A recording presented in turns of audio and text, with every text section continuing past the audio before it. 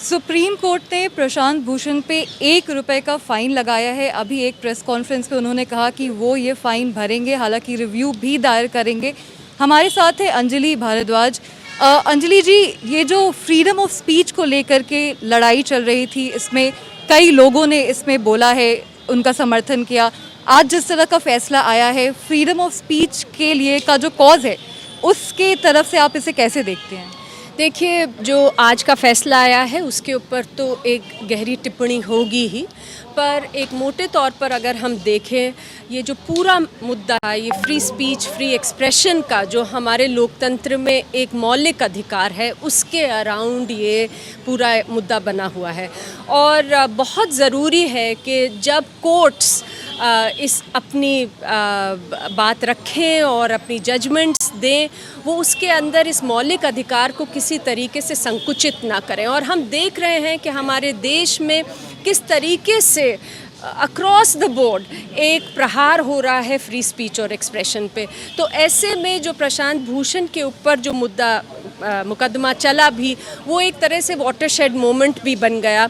और हमने देखा कि अक्रॉस द कंट्री किस तरीके से लोग खड़े हुए, उन्होंने समर्थन किया प्रशांत के जो वो कह रहे हैं उसका, पर उससे भी ज़्यादा बोलने के अधिकार का समर्थन किया। तो मुझे लगता है कि जो आज का जजमेंट आया है वो तो खैर सेंटेंसिंग ही है, लेकिन जो इससे पहले जजमेंट आया था जिसमें उन्हें दोषी करार किया गया था, गिल्टी प्रोनाउंस किया गया था, वो एक बहुत गंभीर स्टेटमेंट है कोर्ट की ओर से, और जिसे ज़रूर रिव्यू पिटिशन जिसमें डाला जाएगा। इसके साथ ही आज यहाँ पे घोषणा हुई कि एक फ़ंड शुरू किया जाएगा जो लोग फ्रीडम ऑफ स्पीच को लेकर के काम करते हैं उनके लिए। और इसके साथ ही 2 सितंबर से 2 अक्टूबर तक सत्यमेव जयते का सेलिब्रेशन होगा अलग अलग तरीक़ों से। क्या करने का प्लान है? देखिए, 2 चीज़ें हैं। आज जब प्रशांत भूषण को कहा गया कि आप ₹1 का फ़ाइन देंगे, जुर्माना देंगे, वरना आपको कैद हो सकती है 3 महीने की, या 3 साल तक आपको केस नहीं फाइट करने से डिबार कर दिया जाएगा। तो बहुत जगह से लोगों ने कहा कि हम वो ₹1 देने के लिए राज़ी हैं, क्योंकि वो हम मानते हैं वो हमारी तरफ से एक योगदान फ्री स्पीच और एक्सप्रेशन की ओर है। तो उसी मंशा से और उसी भावना से ये एक कैंपेन की कल्पना की जा रही है कि लोग इकट्ठा करें, कहीं पर ₹1 सभी लोग दें, और उससे जो भी लोग इस देश में अभिव्यक्ति की आज़ादी के बारे में लड़ते हैं, कॉन्शियंस कीपर्स हैं, डिसेंट की वॉइसेस हैं, उन सब का जिनके ऊपर प्रताड़न चल रहा है, उनके लिए वो कोष फिर खर्च किया जा सकता है। तो ऐसी आज एक प्रस्तावना की गई यहाँ से। और दूसरी चीज़ ये, हम जानते हैं 2 अक्टूबर की क्या सिग्निफिकेंस है। तो 2 सितंबर से 2 अक्टूबर तक जहाँ पे भी जो भी लोग हैं, जो सिटीजन्स हैं, कैंपेन्स हैं, मूवमेंट्स हैं, वो अपनी अपनी तरीके से सोशल डिस्टेंसिंग के नॉर्म्स को मेंटेन करते हुए, फ़िज़िकल डिस्टेंसिंग को, यदि ग्राउंड पे कुछ छोटे प्रोटेस्ट करना चाहें या फिर वो ऑनलाइन कुछ कहना चाहें, करना चाहें, वो करें, पीसफुल तरीके से करें, जिससे कि अभिव्यक्ति की आज़ादी, बोलने की आज़ादी का जो पूरा हमारा मौलिक अधिकार है वो और भी सशक्त हो। जहाँ पे हम अभिव्यक्ति की आज़ादी की बात कर रहे हैं, ये मुद्दा थोड़ा हटके है। दिल्ली में हाल ही में बहुत सारे प्रोटेस्ट हुए थे NRC, NPR, CAA के ख़िलाफ़। उसके बाद दंगे हुए थे, कई लोग जिनको की हिरासत में लिया गया है या जिनका FIR में नाम आया है, वो इन प्रोटेस्ट से जुड़े हुए थे। आप भी कहीं ना कहीं पे इन प्रोटेस्ट से जुड़ी हुई थी। अभिव्यक्ति की आज़ादी की अगर हम बात करें तो फिर ये भी कहीं ना कहीं उसमें आता है। बिल्कुल, जैसा मैंने कहा कि हमारे देश में चाहे हम भीमा कोरेगांव की मुद्दा उठा लें, चाहे हम कोई और जहां पर गौरी लंकेश जैसे लोग जो पत्रकारिता करते हैं, डिसेंटिंग वॉइसेस जो हैं, आपने CAA प्रोटेस्टर्स की बात करी, बहुत जगह से ऐसे लोगों के ऊपर जो अपनी आवाज़ उठाते हैं, सत्ता में जो गलती हो रही है उसके ख़िलाफ़, या कोई कानून उन्हें लगता है कि ठीक नहीं है उसके ख़िलाफ़, उनके ऊपर हम देख रहे हैं कि लगातार दबाव बन रहा है, उनका प्रताड़न भी हो रहा है।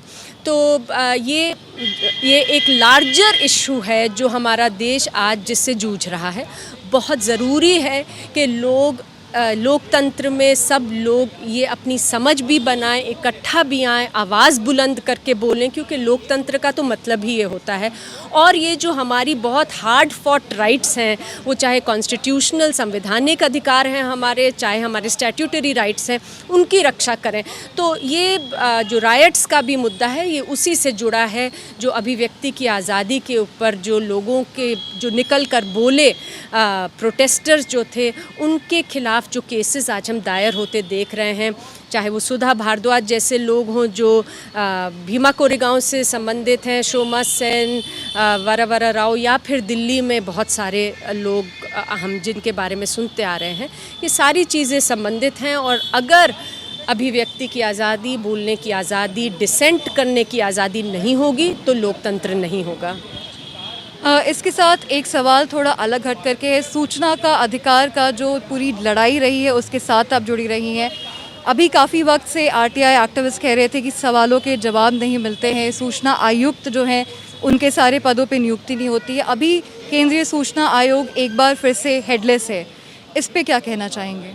देखिए, जो सूचना का अधिकार कानून है वो अपने में कहीं से नहीं आता, वो तो हमारे संवैधानिक जो अधिकार है आर्टिकल 19 जो कि बोलने की और अभिव्यक्ति की आज़ादी का जो आर्टिकल है उसी से जुड़ा है। बल्कि सुप्रीम कोर्ट ने और बाकी कोर्ट्स ने बड़ी जजमेंट्स में ये बात कही है कि यदि जानने की आज़ादी नहीं होगी और अधिकार नहीं होगा तो हम बोल कैसे सकते हैं, अभिव्यक्ति कैसे अपनी रख सकते हैं। तो ये जो प्रहार है, इसका एक रूप है ये कि सूचना के अधिकार पर लगातार प्रहार चल रहा है। सुप्रीम कोर्ट ने अपनी जजमेंट में कहा कि इंफॉर्मेशन कमीशंस में कमिश्नर्स नियुक्त होने चाहिए, समय से नियुक्त होने चाहिए। जो अगर नियुक्तियां नहीं होती, समय से वैकेंसी होती है, तो बहुत सारे मामले लंबित पड़े रहते हैं, पेंडेंसी होती है। इसका मतलब यदि कोई अपनी राशन नहीं मिल रहा, उन्हें पेंशन नहीं मिल रही है, वो सूचना मांग रहे हैं, उन्हें सूचना नहीं मिलती, तो वो अगर जाते हैं कमीशन में, उन्हें सालों साल वेट करना पड़े तो सूचना का उनके लिए कोई मायना नहीं रहता। पर हम देख रहे हैं कि जो अलग अलग गवर्नमेंट्स हैं एंड स्पेशली जो सेंट्रल गवर्नमेंट है वो इस बात की अवमानना कर रही है। और कोर्ट ने दिसंबर 2019 में क्लियर ऑर्डर्स दिए कि कोई भी CIC में नियुक्ति ऐसी नहीं होनी चाहिए जो ना हो, कमिश्नर की वैकेंसी नहीं रहनी चाहिए। लेकिन 4 वैकेंसीज लगातार बनी हुई हैं और अब जो है 27 अगस्त से जो चीफ इंफॉर्मेशन कमिश्नर हैं वो भी रिटायर हो गए हैं। तो एक हेडलेस बॉडी हो गई है CIC, और इससे सीधा प्रभाव लोगों के सूचना के अधिकार पर पड़ेगा और जिससे कि बोलने की और अभिव्यक्ति की आज़ादी भी कमज़ोर होगी। वो न्यूज़ से बात करने के लिए धन्यवाद।